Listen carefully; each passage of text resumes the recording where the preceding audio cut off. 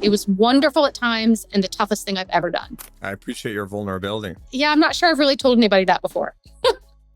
Today, I'm thrilled to sit down with Liza Borches, CEO of Carter Myers Automotive Group, a 24-store dealer group marking its incredible 100th year anniversary. We dive into the bold risks and key successes that built this legendary business and explore challenges, both personal and professional, that Liza has overcome along the way.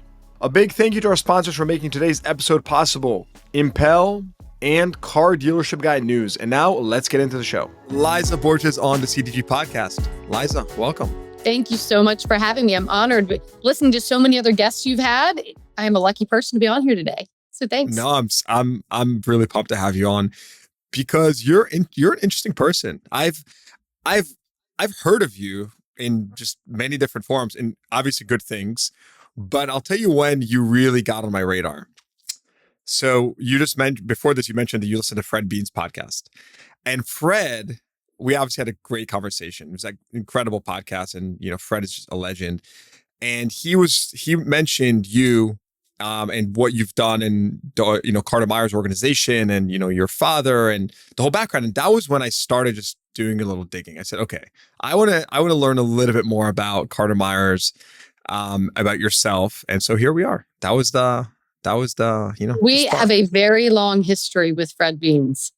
I don't know that he mentioned a whole lot of it. He and my dad have been friends forever. But I can remember back when I was, I don't know, maybe 5th or 6th grade, Fred's daughter, Beth, came and lived with us for a summer.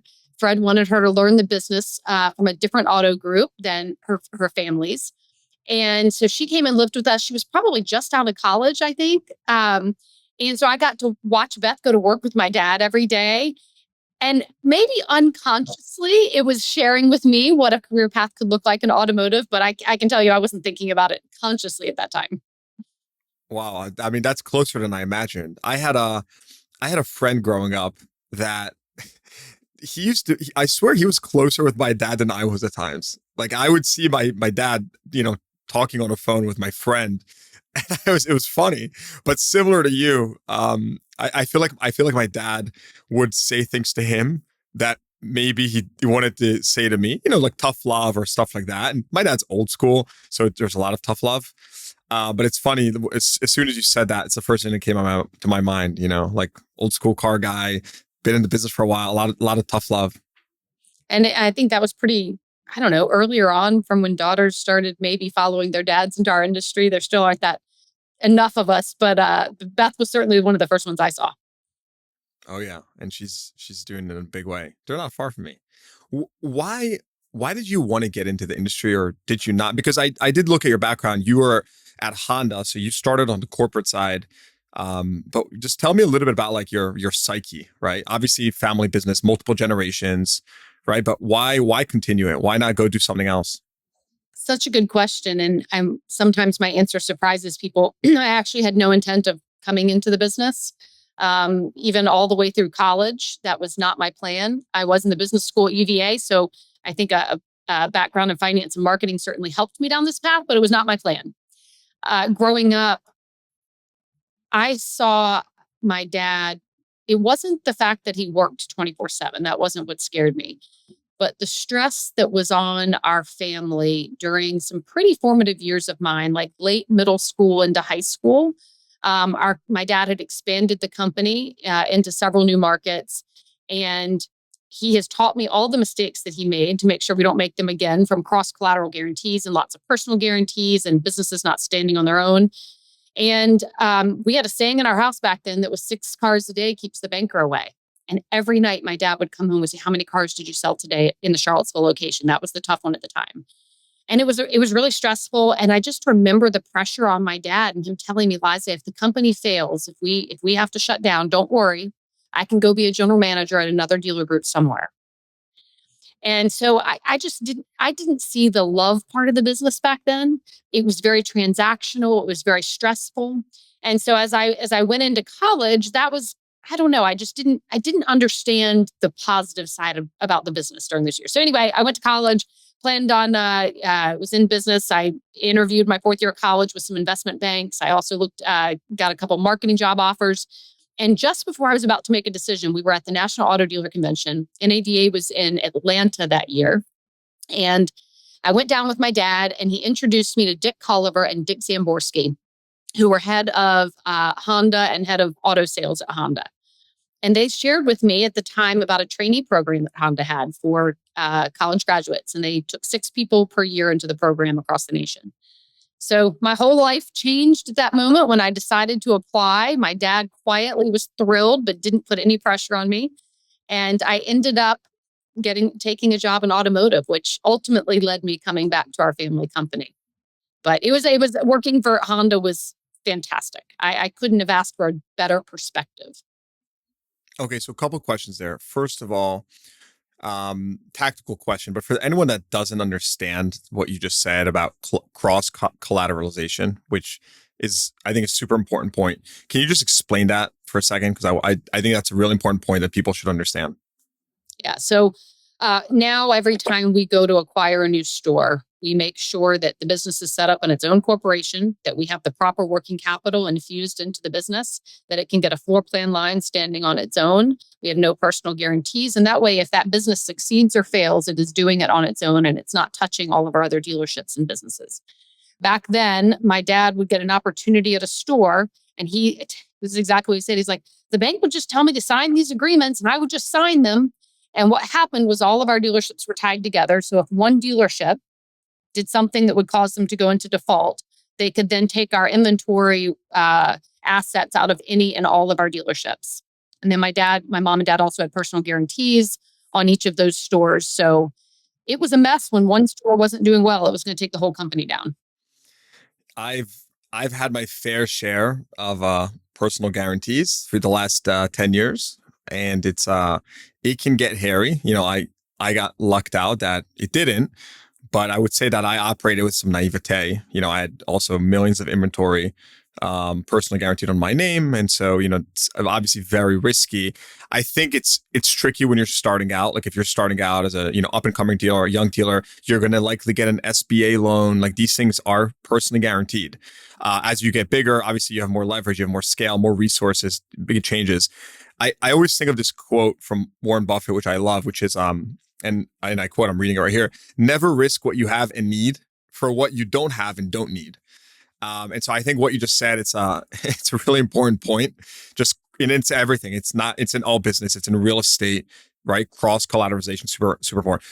I was just having that conversation with a friend yesterday where if you are a startup and you are an entrepreneur and you are confident in your business idea, you do have to take some risks. And sometimes that does mean a personal guarantee. But there are still some other things you need to make sure are in place so that you're not just putting everything on the table. And there's a balancing act there. I agree with you. You do have to take some risks to get something started. All right. So here's a simple question. The group has been around for decades. I mean, you've been around for almost a century, if not more than a century. 100 years this past month. Again, my super in the weeds question, but how are you in a point where, even 20 years ago where you had to do, PGs and stuff like that, if the group has been around so long? I mean, I'd have to imagine at that point, you're extremely solvent, right? You've had 100 years of accumulated profits. I mean, were there some really big bumps along the way that led you, to maybe not be in a strong capital position? Like, what happened? Really good question. And a question I've studied, especially this year in our 100th year. I worked with my dad to write a book about our 100-year history so that we could learn from things exactly like what you're asking. So we were a very small organization from 1924 until 1981, really. I mean, we were in Petersburg, Virginia only, very small town south of Richmond. And we started as a Ford store, got Honda motorcycles in the 60s and Kawasaki, picked up Honda cars in the early 70s. But that was it. We were small, we were tight. We had a little tractor division at one point. We made boat canvas seats. At one year, we actually made more money selling boat canvas seats than selling cars. So we were very small town Petersburg. My grandfather was very financially conservative and kept it tight, kept it profitable all through World War II. I mean, he really prides himself on that. But then into the 80s, my dad my dad's more the risk taker out of our 4 generations. And we moved into the Chester market with a Chevy store in 1981. It was right at the time we started our ESOP as well, which helped to fund that. And we can talk about that later. Well, yeah, which I want to ask you about that as well. Yeah, we'll come back to that. And so the ESOP helped fund the move out of Petersburg, closer to the Richmond market. And my dad got pretty excited. Interest rates were pretty high during that time. And so that was one of the risk factors that we probably should have taken into account. But he got opportunities to buy some stores in Farmville, Virginia. He got an open point for Acura in Fredericksburg, Virginia. He started a daily rental business that we were growing across the state of Virginia. And so all these good things were coming at once. But what he has shared with me since I was 12 years old was he had the access to the financial capital to make it happen, but he didn't have the human capital behind it to keep it going. And he was kind of a leader that had a few key people around him, but probably not enough for the explosive growth that he attempted to do. I think we got up to about 9 stores at one point during the 80s. And the move into the Charlottesville market is kind of what took us down. He took a risk that was probably bigger than what the company could financially handle at that point. By buying 10 acres, actually where I'm sitting right now, 10 acres of property, brought multiple brands out here. And we didn't have the strong balance sheet. As you mentioned, you would think at that point, being a 65-year-old company, we should be in good shape. But we were really small until 1981. So we didn't have that strong foundation of cash that could have fed the growth that my dad wanted to see in the 80s. And so after that, in the early 90s, he had to shrink it back down.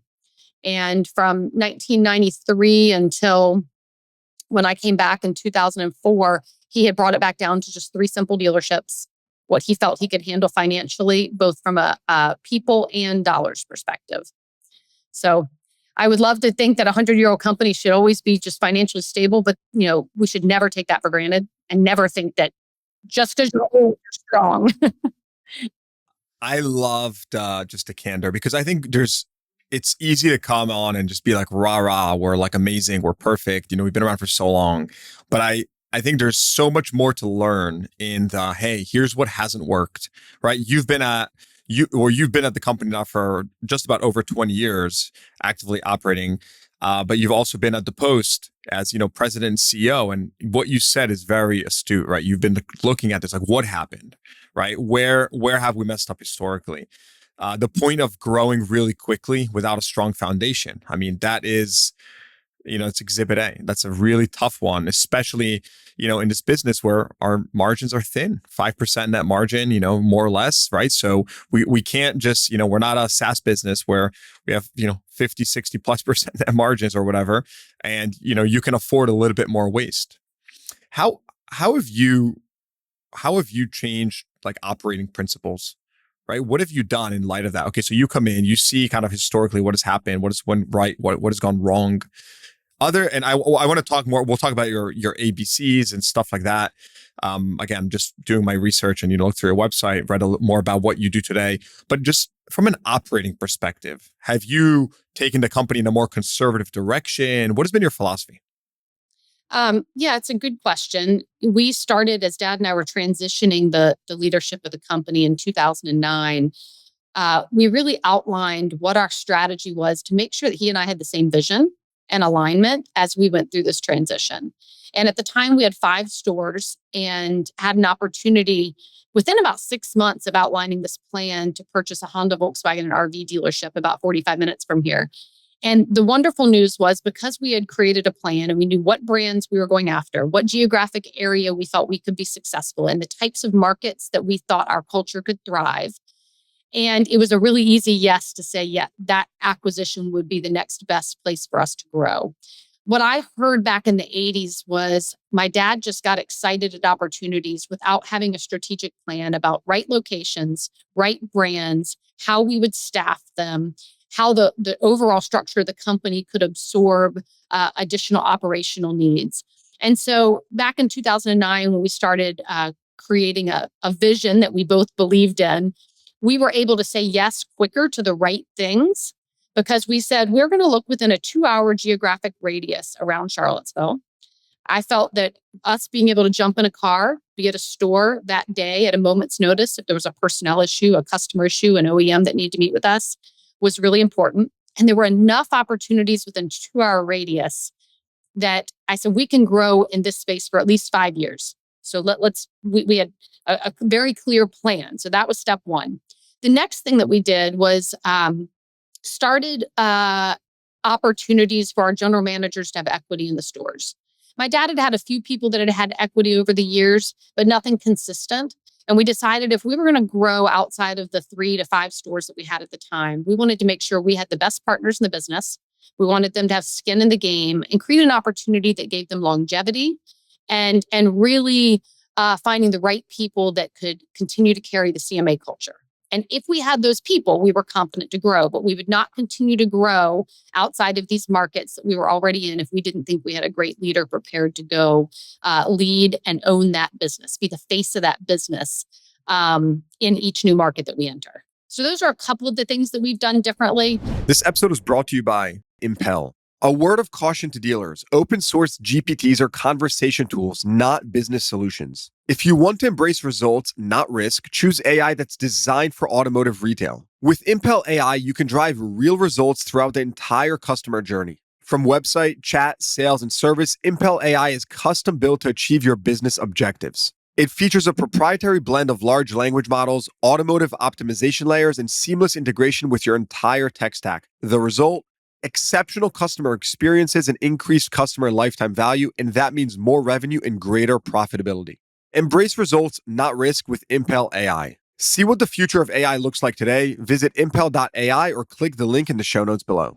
You mentioned equity, right? So tell me about, this is sort of uncommon. It's more common with GMs, of course, and people that are in senior leadership positions. But tell me about the equity part, right? So you have an ESOP, which is available to the entire company, from my understanding, but you also offer equity to the GMs. I have to assume that, of course, equity to the GMs is a bigger package meant for, maybe or more commensurate with their position. Can you just shed a little light on that? Do you feel like has that really, created a change in your organization and operating? From my experience with lower level positions in the company, equity did not create, and I mentioned this to Fred on our podcast, it didn't create the effect that I had hoped for.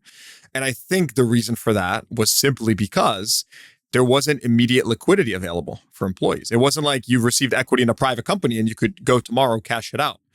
So I'm curious to know how you structure to solve around these challenges, which are practical. I mean, if someone is making, $20-something an hour, or they're, an hourly employee, they may not be thinking about that equity, what it can be worth in 5 years. They need to put food on the table tomorrow. So I'm curious to know how you think about that. So we'll talk about first the ESOP and that equity, and then we'll talk about the GM equity. So at the ESOP level, 100% of the associates are in the ESOP. They don't get a choice. They don't put $1 in, they just put in sweat equity. And we put a percentage of our net profit every year goes as a contribution into the ESOP.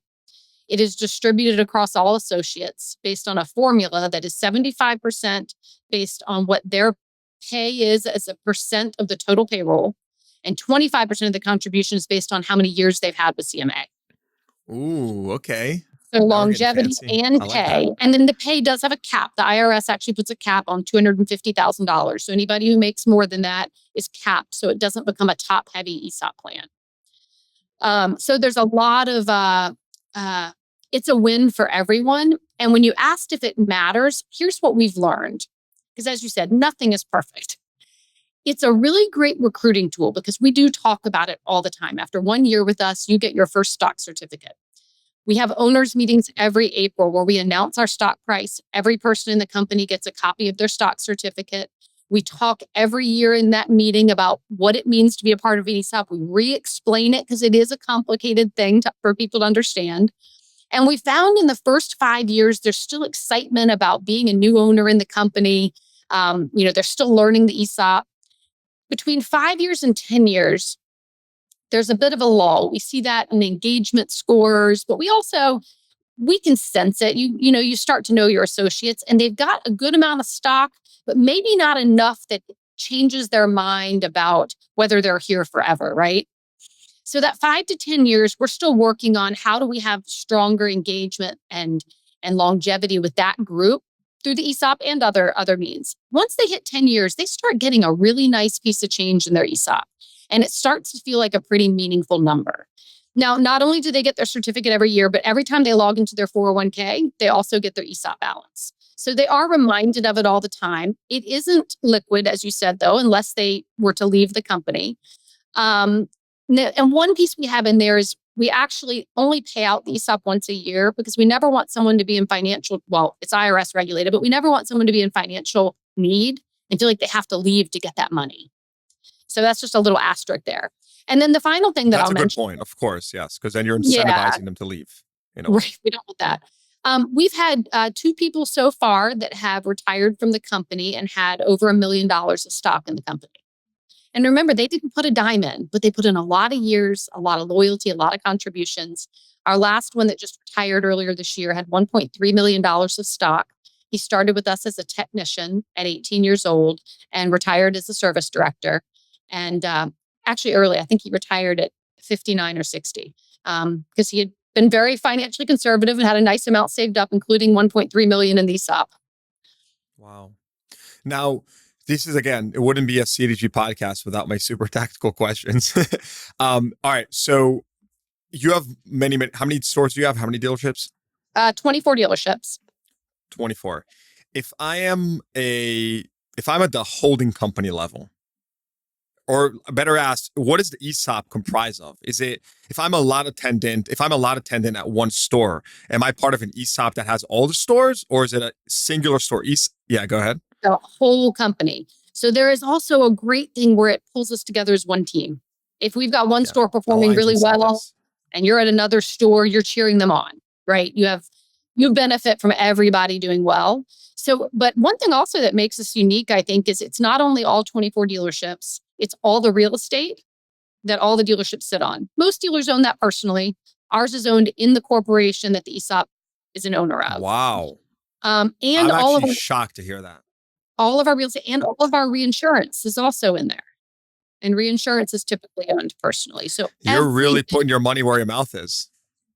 There's no side deals. There's nothing that we own separately or personally. It is all within the company. And the ESOP owns 26% of that. So everything. I'm just shocked because it's just not what you expect. You know, our industry, there's always, there's always but the real estate, but you pay rent to the real estate holding company, but then there's the reinsurance. So that's very, very impressive. We even tell our finance managers, every time you're selling a service contract, not only are you protecting the customer, you're making a paycheck, but that's going back into the company and being reinvested that you're an owner of. I mean, there's just this extra piece of it that I think can be impactful and really drive people's behavior the right way. I just imagine being, recruiting someone and standing outside that dealership and looking at a lot attendant and saying, you see this building, you see all these cars, you own that. It's true. You own that. You have a piece of that. So it's pretty incredible. Liza, tell me more about, so since you joined the company, can you just give us an overview of the growth that you've experienced? How many years? How big? How much growth? So I came back in September of 2003. And the timing of it was because there was a small Volvo dealership here in Charlottesville that was potentially for sale. My dad had talked to the owner. I really didn't want to come back and just be the dealer's daughter and work in the store with my dad. And that was I didn't feel real good about that. So my dad said, well, Liza, there's the small Volvo dealership for sale. He said, if you want to go in and close the transaction and put up some money and go run it, we'll back a piece of it as well. And the way that we're all structured is 20% can be owned by the general manager, 80% by the holding company. That's what allows us to have the ESOP and have consolidated financials. So I put up 20% of the money of my savings from working at Honda, and the company put up the rest. I went and negotiated the deal and bought this little Volvo store. So that was store number 4 for us. And at the same time, my dad was buying a tiny little Hyundai store that was selling 1 Hyundai a month, I think at the time, maybe 2 on a good month. And so that took us to 5 stores in 2004. I spent the next 6 years just learning how to run a store and running our Volvo dealership. We hit 2008, obviously, with the recession. That is where Dad and I started really talking about the future of the company. 2009, we created our strategic plan of what growth was going to look like. Bought 2 stores in 2010, bought another store in 11, and just started marching through the 20s. We officially transitioned the ownership of the company in end of 2011. And on average, I think we averaged out like 1.5 stores a year from that point forward. But it was really like we'd take a year off, buy 2 stores, take a year off, buy a store. The largest acquisition that we had came in 2021. We bought 5 stores and then 3 more in 22. That was a big shakeup for us. But one Why? important Tell me more about that. Tell me more about that. It increased the size of our company by about between 35 and 40%, which is we'd never had a jump like that all at one time. And so we had to figure out the structure we had from the support team, what most people would call corporate, could handle it. It's when we transitioned to having executive managers over markets. So we really had to think about how can we have the right human capital for this sort of growth. But one thing I want to also mention, we have never purchased a dealership through a broker. Every single dealership that we have purchased has been through a relationship. Some that had been built over many, many years, some that were a little bit quicker. But every one of them was an organic acquisition through a relationship. Tell me more about that. Why has that been intentional? Like, are you avoiding brokers, or has it just kind of the pieces fall in place like that? Especially when you're acquiring, you mentioned, what is it, 5 or 7 stores in a couple of years? That's not easy to do, even with brokers. Right. It hasn't been intentional. I have talked to a lot of brokers about deals over the years. They usually call me with a good one right after I've signed one for another dealership. I'm like, I can't do another one right now. But I'll give you the example of the 5-store pack that we purchased in 2021.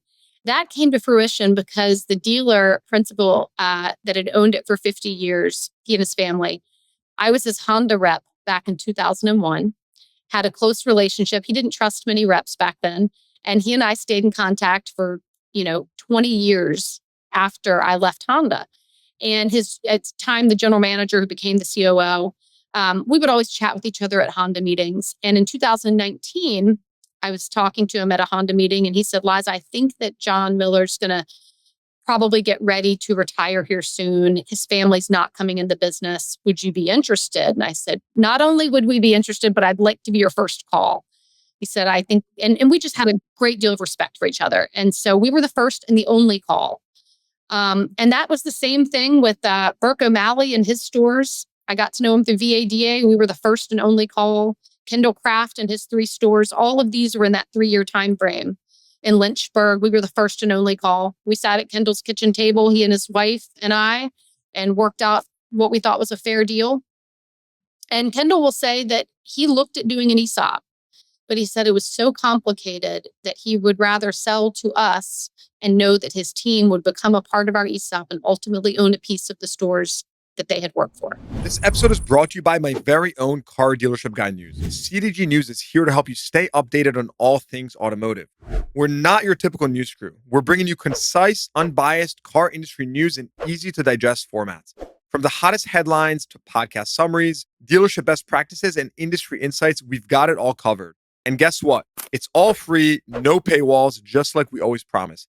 Hop over to cdg.news, that's cdg.news, and check us out. We're all ears for your feedback. Tell us what you need. Give us your honest thoughts. We're here to deliver real value. So don't wait. Head to cdg.news now or click the link in the show notes below.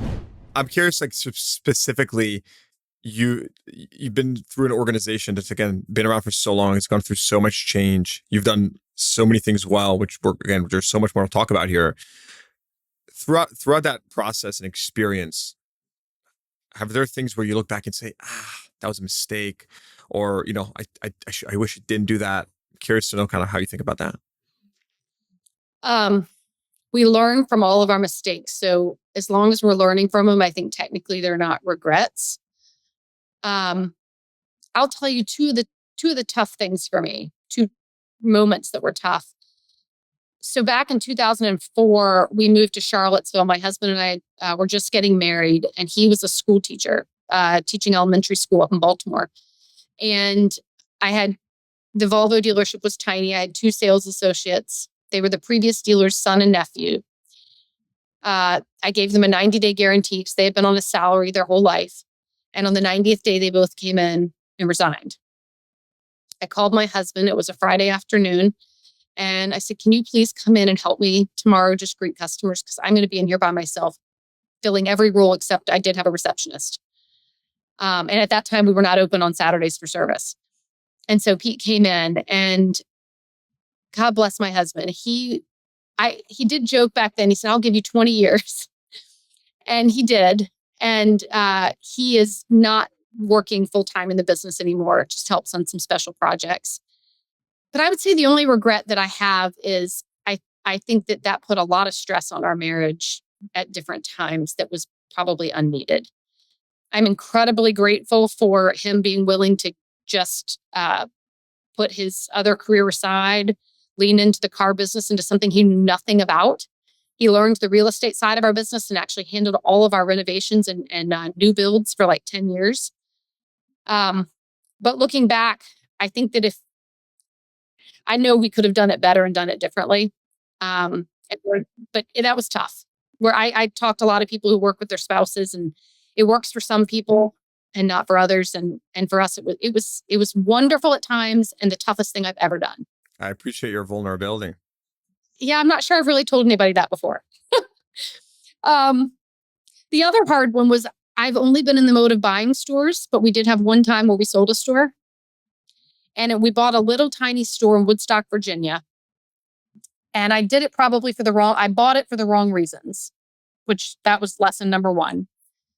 I felt an obligation. There was a family who had been in business as long as we had, and they were having a really tough financial time. They were going to have to shut their doors.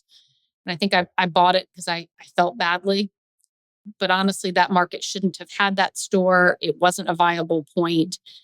And we learned that pretty fast. We learned that running a tiny store like that is actually more difficult than running a bigger store. Finding talent, having enough coverage, and having the expense structure to be able to afford enough people to run the store well. I learned a very valuable lesson. The tough part about it wasn't selling it. We sold it and did fine. The tough part about it, and the one regret I had, was that we put the team at that store. Gotta love that. Most of our audience is actually listening, but for those that are viewing, you know those like emojis that randomly pop up on the screen when you do like signs with your, I don't know, it's some Apple thing. Anyways, I digress. I have not figured out how to turn that off. I've never seen hearts. That was a new one. I know. That was a new one. So that was actually really appropriate. My heart didn't feel right in that situation, that we bought a store and only owned it for a short period of time. And then we put those associates through, I think, a really tumultuous acquisition as they joined us. Probably one of the harder ones I've done. And then we sold it again. And I don't wish that upon anyone, to have to go through change that we put them through. And so I do regret that I didn't put more thought into acquiring that store in the first place and making sure we were doing it for the right reasons. I want to take a different angle of this now, right? Because this has been, I think, first of all, the toll that building the dealership, the business takes on the family is definitely under discussed. I've been personally privy to it. I had, a father and a stepmother. People actually don't know, but me and my wife actually worked together, then girlfriend, believe it or not, for a very short period of time. It wasn't such a, climactic ending or anything like that. It was simply, I think, we very proactively realized that, hey, it was a nice stopgap when the business really needed some help, but this is definitely not, her passion. And I don't think that this is how we want to build this into the future. So that's a story for another day. In terms of what you do today and your dealership, I'm curious if you have to like stack rank your core competencies at your stores. I mean, is there something, a department? I mean, is there an area where you'd say like, we do this better than, 99% of groups out there, right? For some dealers, it's the F&I office. For others, it's service. For some, it's used. I mean, is there a department, do you feel like you're balanced, or is there just a department where maybe you particularly gravitate towards it a little bit more and you feel like you excel at that specific thing more than others? I would tell you that there is not one specific area as a whole company where I would say this is where we are best. And part of the reason is because in each of our markets, and we like to have 3 to 5 dealerships per market, each of our markets, we've got an executive manager or a leader who we really want them to be the leader of that market. We want them to use their entrepreneurial spirit, their creativity, their strengths to really build that business to the best of their ability. And so we're not prescriptive in that we do the exact same thing in Williamsburg, Virginia, as we do in Martinsburg, West Virginia, and Rocky Mount, North Carolina. And so I think that lends itself to certain dealerships and certain markets have great strengths. But because we don't do the same things everywhere, we don't have one particular strength. Now, I believe that where I lean in more is on fixed operations, maybe more so than other dealers or dealership owners. I personally lead our service manager roundtable every single month and our in-person meetings in quarter, our parts manager roundtables every single month and in-person meetings. I've watched, as most of us, we see GMs, grow through our industry, usually from the variable side. And we see a lack of knowledge or passion for the fixed ops side in their dealership. So we've taken more ownership of that at the support team level and me personally, and making sure that we're pouring into investing and growing our service and parts leaders. And we have actually started seeing, we've had 2 general managers, 2 of our more recent GMs who've been promoted, both came from the fixed ops side, which is still somewhat unusual in our industry. So I don't know if that answers your question, but I think we've got lots of highlights everywhere. So one layer deeper there, what's your philosophy on centralized versus decentralized, right? You mentioned you want to really groom like entrepreneurs within the organization, people that, are true leaders, can think outside the box. How do you manage to that, right? Between centralizing processes, systems, everything, and decentralizing and letting the GM or the management in general kind of make their own decisions? Where do you draw the line? Yeah, it's such a good question that I know a lot of dealership groups go through different seasons with, as far as where you are on what scales from an efficiency standpoint and what makes the most sense to be nimble and be able to react and be proactive more quickly in a certain dealership or a market. And so there are certain things that we do have that are non-negotiables. They are consistent across the company. And some of them are systems, such as we're all in the same DMS, we're all in the same CRM system, although we just bought a store that's on a different CRM system. So I have to put, we'll see about that one. There's certain providers, vendor partners that we found are smarter to have scale. Our uniform provider would be a good example. It doesn't change the personality of the store, whether we're with Cintas or UniFirst. But from a expense standpoint, we can do a lot better by all being under one umbrella. So we always look at it and say, does it impact the operational efficiency of the store if we have it scaled across all CMA? What is the difference in the expense savings versus the benefit of having it in the store? So we always try to weigh that. But we err on the side of having more localized than across the entire enterprise. We call our team up here the support team, not corporate. And the reason we do that is, and I'll give you a perfect example. Our marketing team, we have 4 people on our marketing team, and they don't make the marketing decisions for the general managers. But they do provide every single month the data, the ROI, all of the information that's needed for the GMs to make a good decision.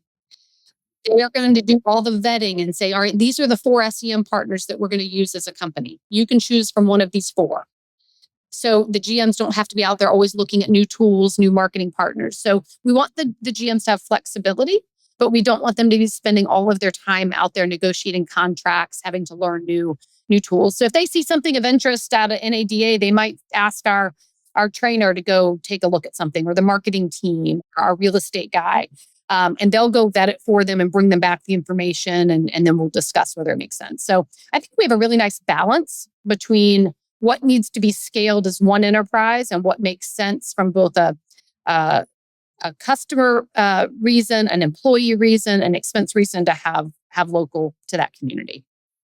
Yeah, that's smart. I think it's also, you're doing the legwork for the GM who most likely does not want to do the legwork, right? But you're still giving them ownership in the decision. And so they're bought into it, right? They're not spiteful, right? They ultimately are accountable for the decision. They made it. So I think that's a nice middle ground. It's kind of like, this is a complete different tangent, but it's kind of how I think AI is going to materialize in our industry, right? It's going to make people better. It's going to save them time so they can focus on, their highest and best use. At least it's how some of the smartest CEOs I'm speaking with are, thinking of using it and are actively using it. We spoke a lot about just capital and stuff, but I'm curious, when you think about future-proofing your business, you've done a lot of this work to grow the business and, ingrain these philosophies and just create a really great, I would say, differentiated organization, at least based on the conversations that I've had, definitely differentiated, especially with ESOP. That's a big one. But how are you allocating capital? Or better asked differently, like, how are you investing to future-proof your business? Now, obviously, you've acquired other dealerships. That's obvious. But are you putting any focus or emphasis on something versus another, right? EV infrastructure, collision centers. I don't know. I mean, is there an area where you're like, hey, I'm particularly bullish on big fancy showrooms, so I'm going to, like, I don't know what it is. I'm just curious how you think about it. Yeah, that's not it. Big fancy showrooms are not how we're going to future-proof our business. There's a couple things that I'll share. First, we are looking at different revenue opportunities around that would be vertically integrated within our dealerships. We are not a group that's looking for investments that are outside of automotive to diversify. While that could be a very smart move, we're all in on automotive. So you're doubling down on the dealership business. It's like you're in. I mean, there's still a lot of question marks as to what could happen to the future of the franchise model.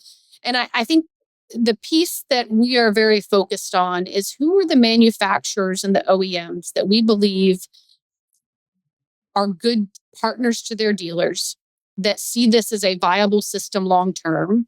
And, they've all had different quotes over the years as to what they think about dealers in the franchise system. When you listen carefully, and almost any of us who do business with most OEMs know who are the ones that care most about their dealer partners and want it to be a win-win for the OEM, the dealers, and the customers. I mean, it has to be everybody.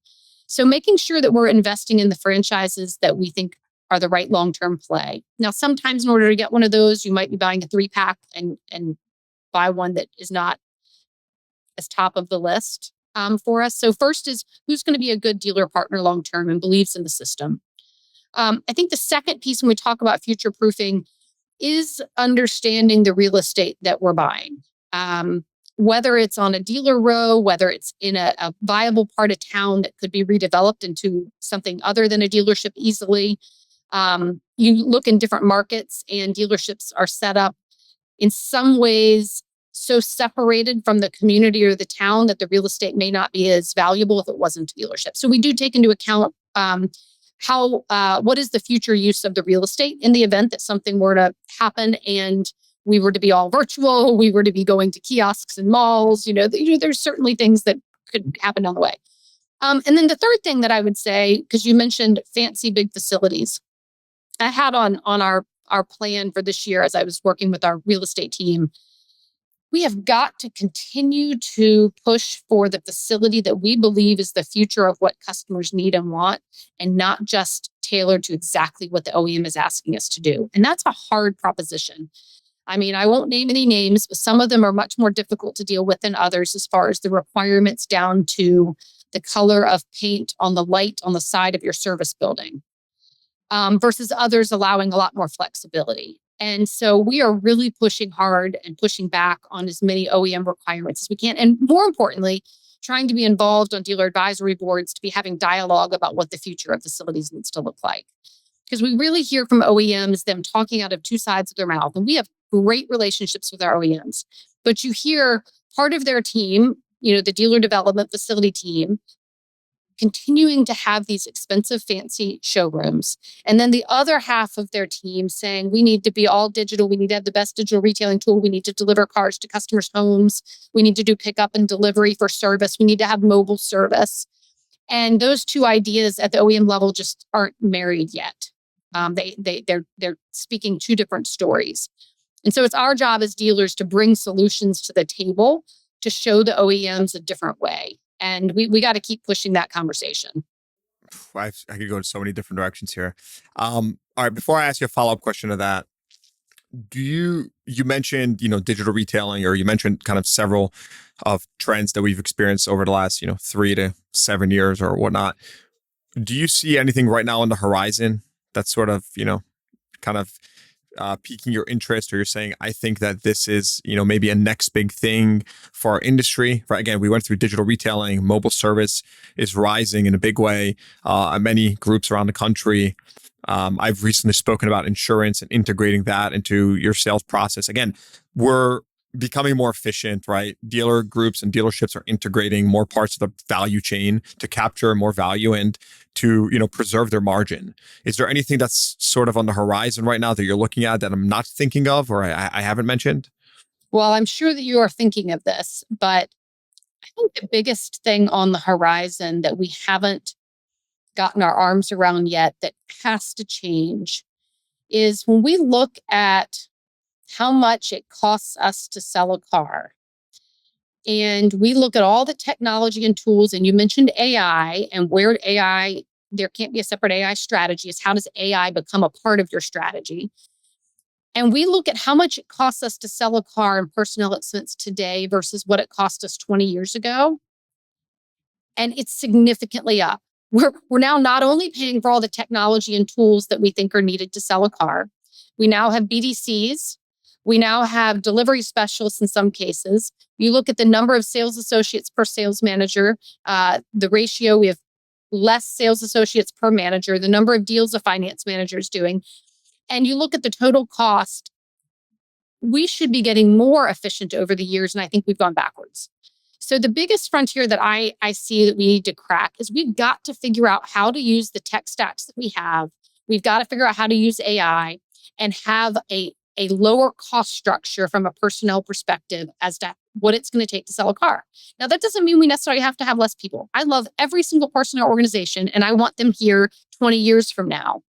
But we aren't efficient with the way that we are working right now. I watch in our showrooms, and you still, in today's world, we should not have a salesperson, a sales manager, a finance manager, a BDC associate, a porter going to gas up the car. It just shouldn't take that many people to be able to create a great experience for our customers. So that's the next thing that we've got to crack. We got to lower the cost it takes to sell a car.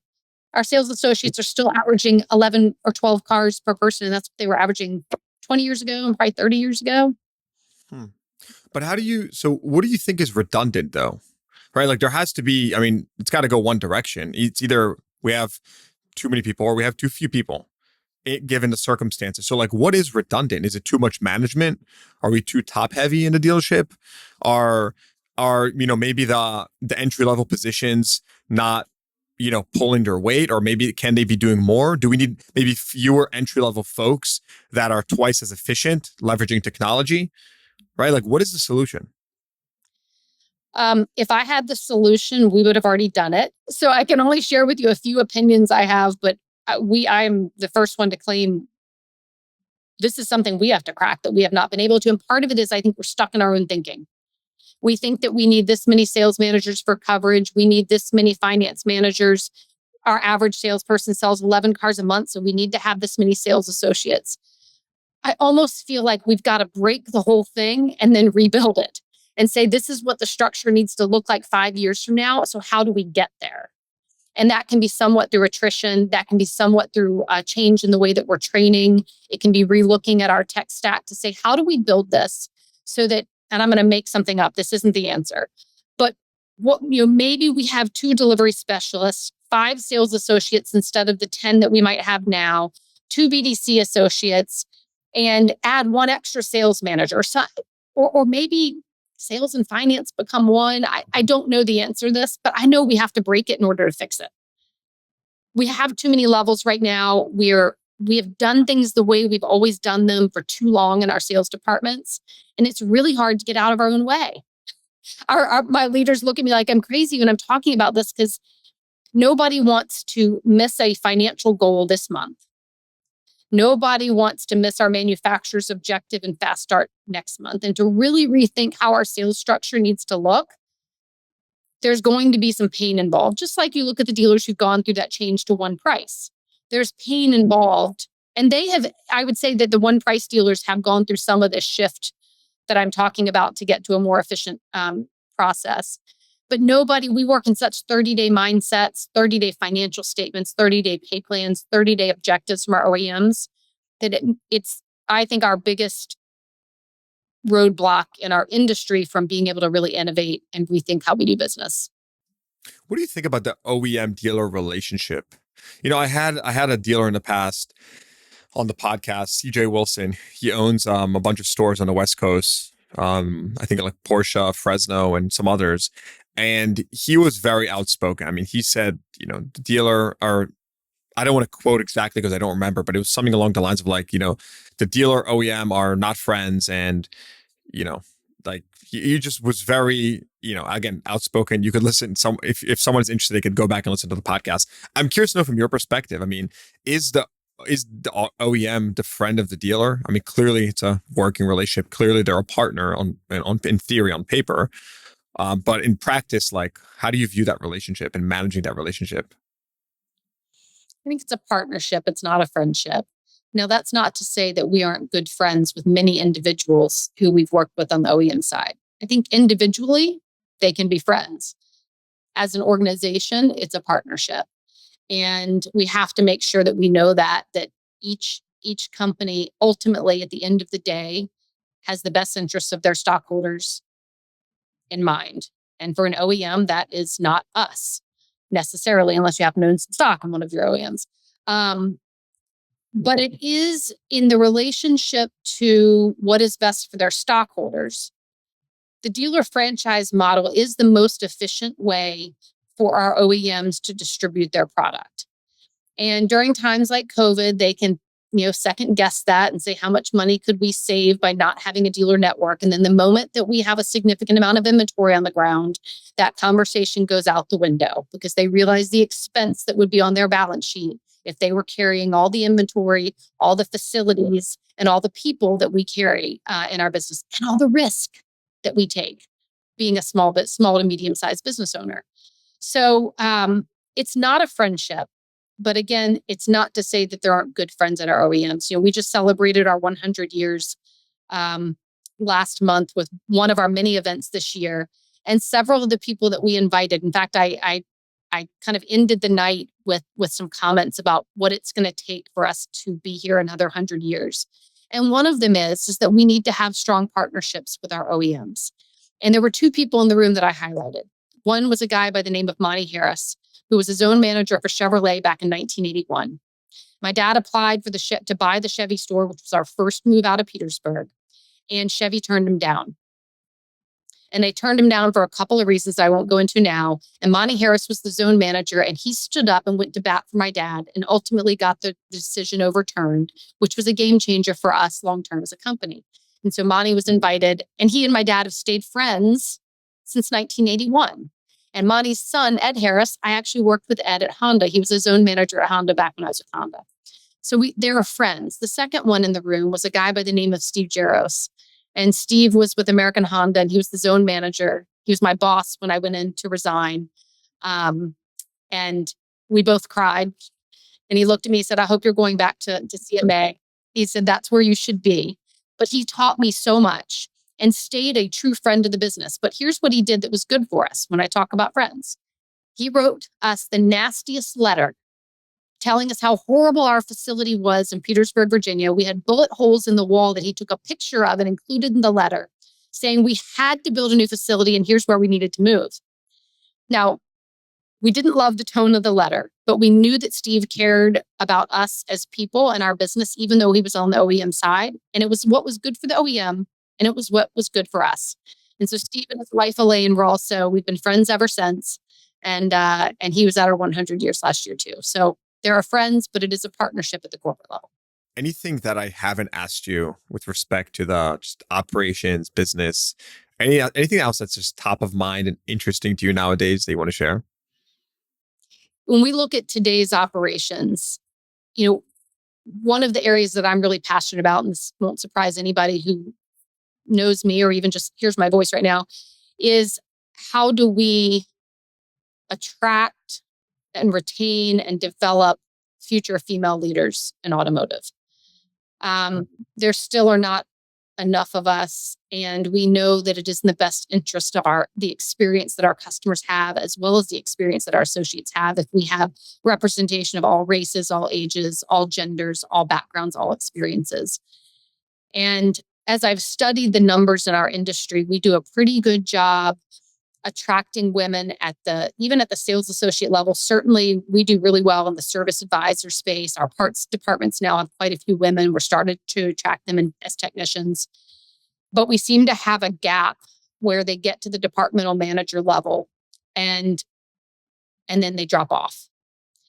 And so one of the things that I've been working on this year, we actually have a group through Team Engage where we put together 50 female leaders we have every single department in the dealership represented, 25 women from CMA, 25 women from other dealer groups around the country. We have body shop managers, controllers, parts managers, service managers, sales managers, finance managers, BDC managers, vehicle upgrade managers, customer experience managers, directors of marketing, human resources, corporate training. We have every single position represented in this group of 50 women.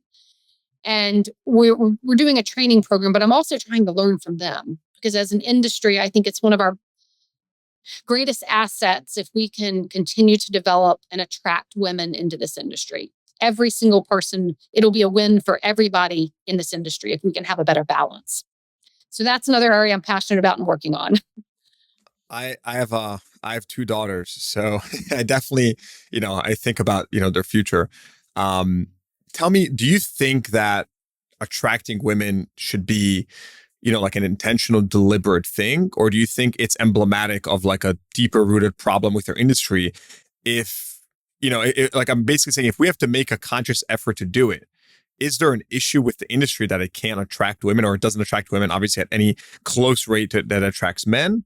Like, what do you think is the issue there? So you mentioned two issues, and they're both issues. The first is, yes, we have to be intentional. And, if we just wait for women to apply, we're never going to see change. We actually studied there. We had 998 applications come into our fixed operations. And at that moment, I was just focused on service advisors when I was studying this. 998 applications come in for positions in our fixed ops across the company 2 years ago. 3% of them were women who were applying. So if we wait for women to just apply based on job postings, it's never going to happen. And that's part of the reason is because they don't know the different types of opportunities that are in automotive. And this is going to sound stereotypical, and it shouldn't. I apologize, but I'm going to say it anyway. Women, or a lot of people, think that you have to love automotive and have knowledge and experience about cars to be in our industry. And for whatever reason, men typically... Well, we know, yeah. Yeah, are more attracted to cars. But no, that's not. I always say that I could care like nuts and bolts. I view like a balance here. To me, we've got to make sure that we are intentionally figuring out how to attract women. And we talk in our company about the 3 R's. They're going to either find us through a referral from a current associate here at CMA. They're going to find us through a relationship. Maybe they work with us on a nonprofit event, or they're a vendor partner, or they're a customer. Or third, they're going to find us through our reputation, that we're known to be a good employer in the community, and that might, or some sort of positive reputation is going to bring them in. It's not going to be a job posting. So first, yes, we have to be intentional about attracting women. And I love, because almost all of my GMs are men, not all, but almost all. And I love that they don't notice, and I hate that they don't notice. We'll look at a picture of a sales team, and maybe we lost a few women, and all of a sudden I'll look at the picture of their dealership and be like, guys, you don't have a single female anywhere in your showroom right now. And I notice that as a woman, and I think most women notice it. But unless I say something, oftentimes they don't notice, at least not right away. Eventually they might. But the same reason, if you are of one race and you walk into a room and you're the only person of that race in the room, you usually notice. And so we've got to make sure that we are being intentional. Second question, the second issue you raised is there a root cause in our industry why women are not attracted to it? And I don't think it's that they're not attracted to it, but I do believe that they need to see themselves as being able to be successful in our industry. And a huge piece of that is so simple, and it's just sharing our story. It's having them see other women that they respect and admire, or at least connect with, being successful in automotive. That's how so many of us, we see our parents in a certain career path, right? And we go in that career path. Or we see a teacher, or we get to know, we work with someone we're young and it opens a door. So we've got to start, and we are doing this, at the middle school age level, not just talking to the guys who say that they want to go in the tech program, but it's how are we talking to the Girl Scouts and to middle school age kids and showing them all the different career opportunities, letting them come work. We bring boys and girls clubs in, during days off school and let them interact across all of our different departments. And so the root cause is probably mostly awareness, but it's also being aware of the environment that we have in our dealerships. How does it feel? Are women going to feel like if they're the only woman in the sales showroom? Is it an environment they're going to feel comfortable with? And each leader really has to look at themselves in the eye and be honest, and probably ask a few women their opinion too. I think there's some root causes to the environment that certainly still exist. Liza, how do you keep yourself up to date on latest in our industry? How do you stay educated? Like, what's your sources, right? What's your self-development and learning strategy? I have to imagine you have something. Probably too much. we are this past, year and a half ago, we rolled out Gallup's strengths in our organization. And it's just another way of getting to know our team and understanding how we match work with people's strengths. And the reason I tell you that is out of my top 5 strengths, I have learner and input. I could probably spend every day of all day learning and reading and listening and engaging in conferences and webinar, almost to the point that I if I could not do my job and just spend time learning. It is absolutely a passion of mine. It's one of the core values of our company. It is people who join us many times say it's because they've seen that we have a culture of lifelong learning and curiosity. And I certainly lean into that, probably to a fault. Our team will even joke with me that they're like, Liza, we cannot read all the books and podcasts and recordings and stuff that you tell us about and send us. It was time to keep up. So I spend a piece of every single day making sure that I am either listening to one of your podcasts, for example, or I attend probably 6 or 7 different conferences and events per year. And I purposely try to put myself in different spaces with different groups of people in automotive that I wouldn't be with otherwise. And I'll give you an example. Last week, I went out to the Presidio Auto Tech Summit. I will tell you, I am not a leader in tech. I will never profess for that to be the superpower at CMA. But Jason Stein had invited me out there, and I looked to see who were the attendees. And it was a lot of people in the tech space, startups and founders and CEOs, and a lot of people who invest in that space, and only a handful of dealer groups. I was like, you know what? I need to go out there and I need to listen to a different perspective on our industry. I absolutely loved that day. And I think I was probably the least smart person in the room. And that's the room I want to be in. So that's an example of, I do try to find different spaces in our industry that aren't where I'm necessarily comfortable and know everybody, and layer in a few of those per year. Other things, I probably do as much learning about non-automotive as I do in automotive. Like such as what? Yeah, like what do you like to learn from non-automotive? So I would say out of the different podcasts that I listen to, yours is probably one of maybe 2 automotive podcasts that I listen to. I listen to quite a few different areas in leadership podcasts. I listen to podcasts about what's happening not political necessarily, but what's happening out there in the economy and the investment world and the tech world, not because it's my forte, but I need to at least understand what these other industries are talking about. I have in a YPO forum that is 6 other industries, the 7 of us, 6 guys and me, that we get together for 4 hours every month. And we each are responsible for bringing some sort of education piece that could benefit the group. And so every month they're bringing me a new podcast to listen to, a new writer to follow. And so I'm obsessive about learning. Specifics, I could tell you that I probably have 4 books going all at one time, at any time. And at the moment, I actually, and it's sitting on my bedside table. I am reading a book that I heard the speaker from the Presidio Summit last week speak. His name was Colin O'Brady. And do you know Colin O'Brady? So he was the first person to row across the Drake Passage. I'm going to see if I get this right, between Antarctica and the South. I'm going to say it wrong. The Drake Passage. You can go Google that. And it's all about how strong your mind can be, mental versus physical. And so it has nothing to do with automotive, but I was sharing it with some of our team members because there's some really clear messages in there about being comfortable trying something new that you know nothing about. And we were talking about, for our support team, I'm going to use support team would be human resources and training and marketing. And so we're going to have a day during this next quarter where everybody is going to pick a dealership department that they've never worked in and don't know anybody in, and they're going to go work for a day.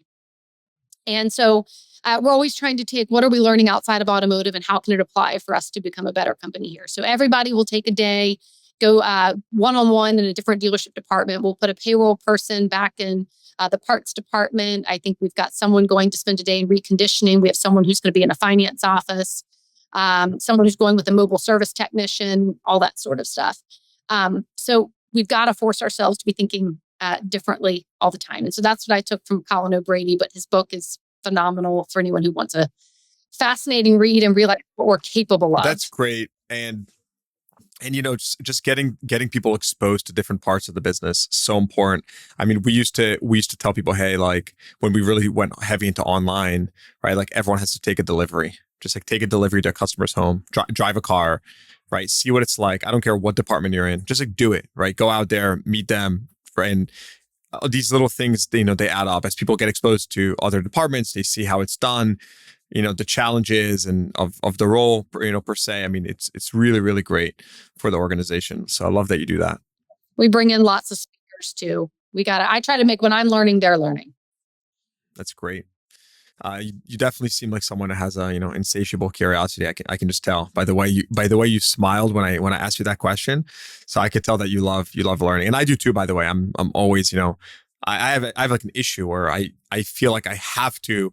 I see something. It's like I'm the type of person where we'll be talking right now and you'll say something and while you're chatting I'll Google it real quick, or I just want to dig in more into the topic. I'm exactly like. I am paying attention. I just need to see what it was you were talking about. Yeah. I had a mentor at my old company, and he used to classify people. He's like, do you Google things right away when you don't know them, or do you not? That was like the heuristic he used. All right. So look, before we wrap up, it's been a fascinating conversation and I learned a ton. Just give me your general outlook. I mean, you spoke about kind of you want to be here for the next century, which is a very audacious, and I love that. The last time I heard anyone thinking in centuries was probably when I read that plan, I think that China put out maybe like 5-10 years ago about the next 100 years. So most people don't think that big. But in all seriousness, like what's your plan for the next, 2, 3, 4, 5 years, right? How do you think about the evolution of our industry, your business? Like what's on your mind? Well, we'll start further out and bring it back. One of the things I always share with our team is I think it's going to be quite a few decades, maybe generations before there could be any sort of technology where people wouldn't need some sort of transportation. Transportation gets people where they want to go in life. And it is such a key part in the United States. We don't have public transportation in 99% of this country that's a viable way to get around in life.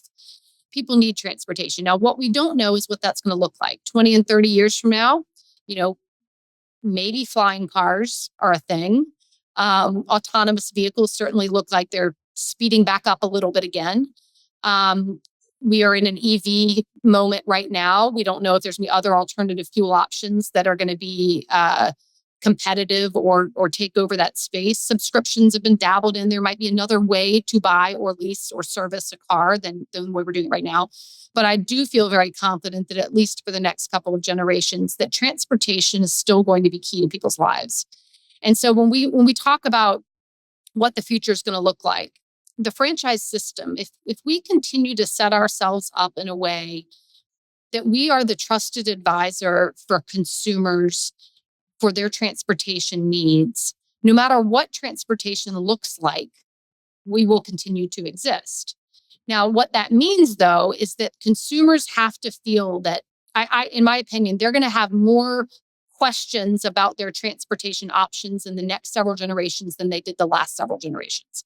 When I mentioned autonomous driving, at some point we might have to help a customer know if they feel comfortable driving in a car, riding in a car instead of driving a car. We might have to pivot in how those cars are actually sold if that autonomous actually becomes a thing. But transportation is going to be there. And we've got to continue to innovate to say, how are we the trusted advisor to our consumers? How do we make sure that we are the pivotal point where it makes it easy for customers to access transportation? Again, it may not look like it does, but there will be a role as long as we continue to garner the trust of our consumers. And that is not an easy thing that faces us. It's something that's challenged our industry for the last 100 years. It is absolutely crucial for us to be here for another 100 years. How do we gain that trust? And, a lot of times you hear the old saying that car dealers are trusted down there with politicians, or used car sales associates are down there with politicians and lawyers. But then you ask a customer, and usually they're like, well, but my sales associate is great. We've got to keep investing in our people. We've got to continue to attract the best at those who are good at communicators, good communicators, good relationship builders. Because with all the technology in the world, we will only continue to exist if we have great people who can connect and build trust with our customers. So that's your big overarching piece. Like, that's critical to our future if we're here in that path to 100 years. Now, in a more tactical space, when you say, what is what does it look like in the next year, 2 or 3 years? It's never if there's going to ever be another recession. It's when and how deep, right? And the cycle in our country has typically been about every 10 years. And we're now at like 14, 15, going on 15 years. And so, I will give you the caveat that I'm probably the most positive person you will ever meet. But I am also realistic in the next couple of years to believe that it's going to be tough to get through the next couple of years without some continued softening of our industry. We need to prepare ourselves to be tighter on expenses. We've got to really pay attention to inventory levels. We all swore after COVID we wouldn't go back to the same inventory levels where we were. And there are some solutions to that. And I do think that we are much smarter now and much more confident now to keep our inventory levels at the level we're comfortable with versus our OEMs than we were pre-COVID. So the next 2 or 3 years, correct inventory, and being strong in sticking to our day supply expectations is going to be key. Tight expense control, and really leaning into what you and I were talking about efficiencies. We've got to restructure our sales departments and understand that it has to cost us less to sell a car in the next 2 or 3 years, in my opinion. Keeping an eye on regulations for our finance departments, knowing that if we're doing everything right, we should not necessarily need regulations, but if there are some bad apples out there that are hurting us, it's going to hurt all of us. And then in our service departments, I don't believe that EVs are going to change our service departments for the next 2 or 3 years. But we should use the EVs to our advantage to attract new and young technicians. It's a technology that I think is bring people in that wouldn't have otherwise considered automotive. So we want to use that to our advantage in some of the technical schools, whether that means finding a way to donate an EV, bring young kids out to use that technology in our dealerships, experience it. We've all been talking about this technician shortage, and we've been building a lot of young technicians right now, but we need to build them quicker because the master technicians and the older experienced ones are leaving faster than we can replace them. Mm-hmm. Yeah. And it's, to your point, I hadn't thought of it like that. It's sort of an opportunity to rebrand. I mean, think about the modern technician, right? Like, who are some of the most in-demand technicians, right? Technicians that, put master techs aside, but technicians that understand electrical work. Like, it's a very tough, competency to find. And you're right. Like, the modern day technician is sort of, it's really changing a lot. And so that's a really interesting way to think about it. Any final closing thoughts for our listeners? So, this has been awesome podcast. Curious if you have any final thoughts? I'll just leave you with, I absolutely love this industry. I feel so blessed to have been born into a family that was already in this industry. And one of my greatest aspirations is to make sure that as many people as possible wake up every day feeling as lucky as I do. And our industry gives that opportunity to more than almost any other industry. So we've got to keep sharing our story. We've got to keep talking about the great career opportunities. We've got to continue to reach outside of our industry and pull people in and give them reasons to stay. It's an industry worth sharing, and not enough people know about it. Well stated. Liza Borches, thank you for coming on the pod. This was great. Thanks so much for having me. It was a lot of fun.